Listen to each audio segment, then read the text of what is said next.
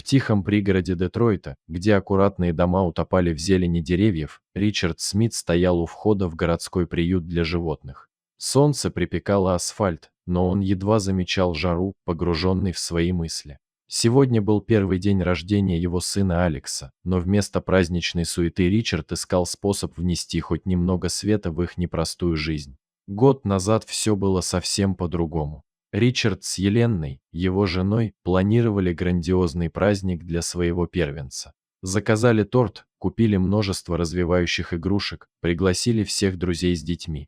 Но судьба распорядилась иначе. Роды начались внезапно, на 32-й неделе беременности.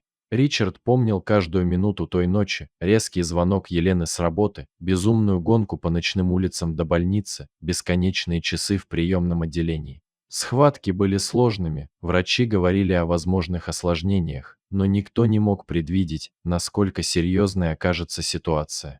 В родильной палате царила атмосфера напряженного ожидания. Звуки кардиомонитора смешивались с командами врачей и тяжелым дыханием Елены. После 18 часов изнурительных схваток на свет появился их долгожданный сын. Первый крик Алекса прозвучал как музыка для измученных родителей, но радость длилась недолго. Ричард заметил тревогу на лицах медперсонала еще до того, как они унесли ребенка. Что-то было не так, но никто не спешил объяснять ситуацию. 2 часа в комнате ожидания превратились в вечность.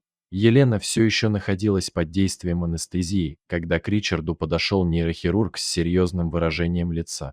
Диагноз прозвучал как приговор: травма спинного мозга в результате осложненных родов. Нижняя часть тела новорожденного была парализована. Врач говорил что-то о реабилитации, о современных методах лечения, но почти все слова проходили мимо сознания Ричарда. Он мог думать только об одном: как сообщить эту новость Елене. Следующие месяцы превратились в бесконечную череду больничных процедур. Утренние перевязки, дневные консультации специалистов, вечерние сеансы физиотерапии. Ричард разрывался между работой в архитектурном бюро и больницей, пытаясь успеть везде. Но самым тяжелым испытанием стала реакция Елены. Послеродовая депрессия, усугубленная состоянием ребенка, превратила некогда жизнерадостную женщину в тень себя прежней. Она часами сидела у окна в детской, механически выполняя указания медсестер по уходу за ребенком, но эмоционально оставаясь где-то далеко. Психотерапевт диагностировал тяжелую депрессию и прописал курс антидепрессантов, но лекарства, казалось, только усугубляли ситуацию. Ричард изо всех сил пытался найти выход. Он проводил бессонные ночи в интернете, изучая истории семей с похожими проблемами, консультировался со специалистами по реабилитации, искал альтернативные методы терапии.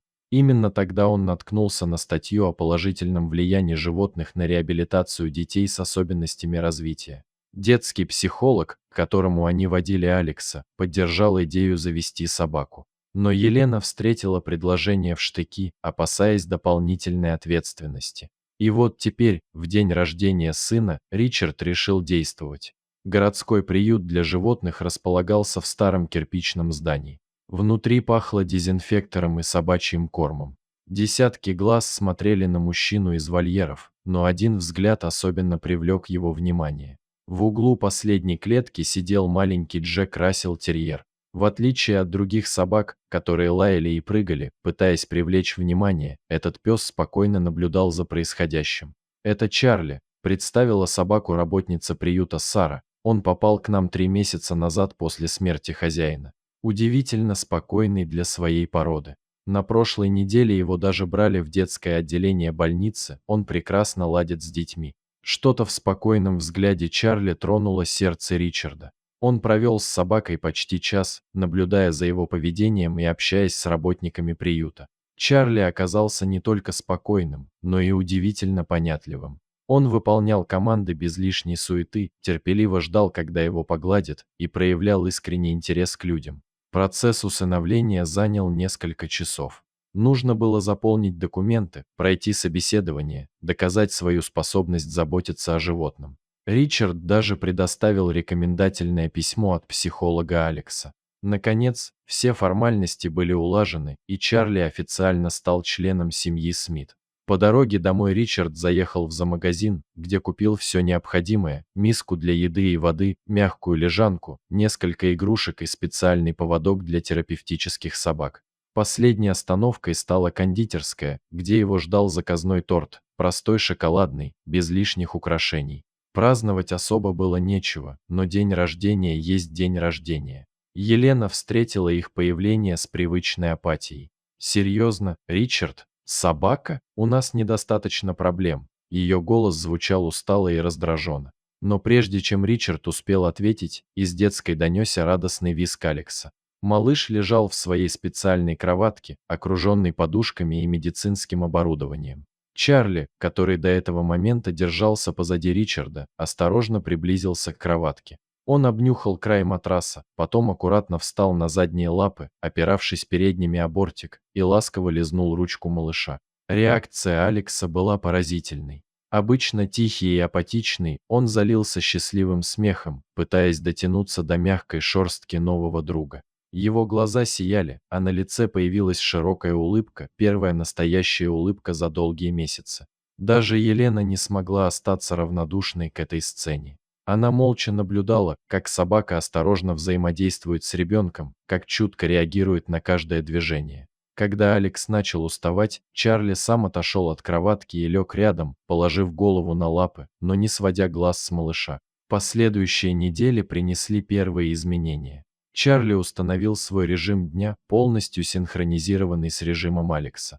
Он просыпался за несколько минут до того, как малышу нужно было принимать лекарства, словно чувствуя важность этого момента. Во время физиотерапии пес неизменно находился рядом, внимательно наблюдая за упражнениями. Особенно важной оказалась роль Чарли во время болезненных процедур.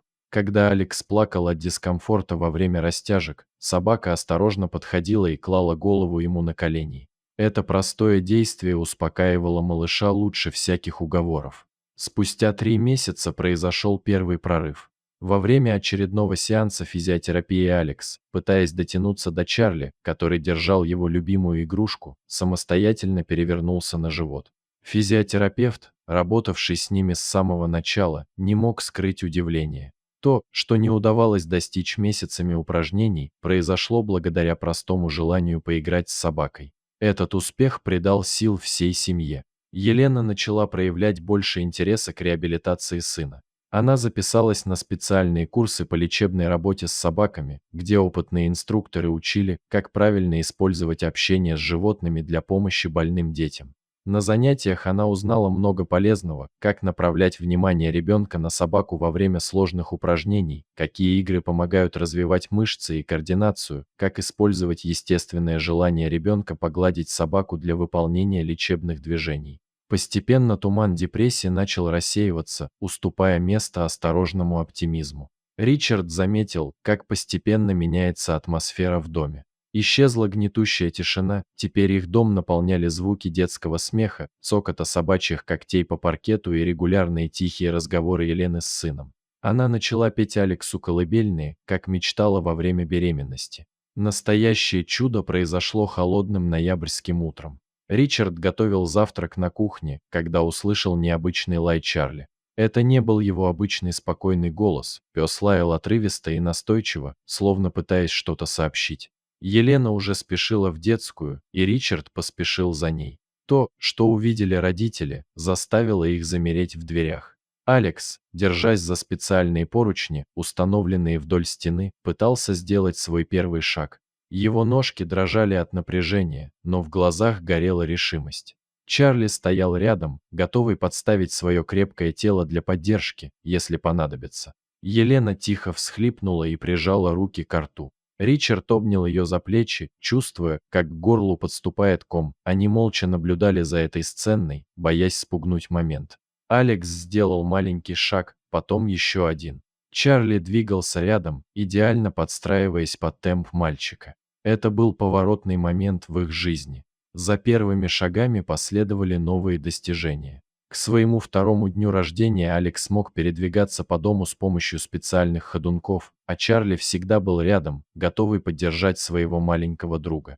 Врачи называли прогресс Алекса исключительным. История их семьи привлекла внимание медицинского сообщества. Местная детская больница запустила новую программу реабилитации с помощью специально обученных собак, а Ричард стал активным участником родительской группы поддержки, помогая другим семьям, оказавшимся в похожей ситуации. Елена вернулась к работе школьной учительницей, но теперь она вела специальные занятия для детей с особенностями развития. Ее личный опыт и понимание важности поддержки сделали ее особенно чуткой к нуждам таких детей и их родителей. Чарли стал настоящим героем их семьи. Он не просто помог маленькому мальчику научиться ходить, он исцелил целую семью, показав, что любовь, терпение и преданность способны творить настоящие чудеса.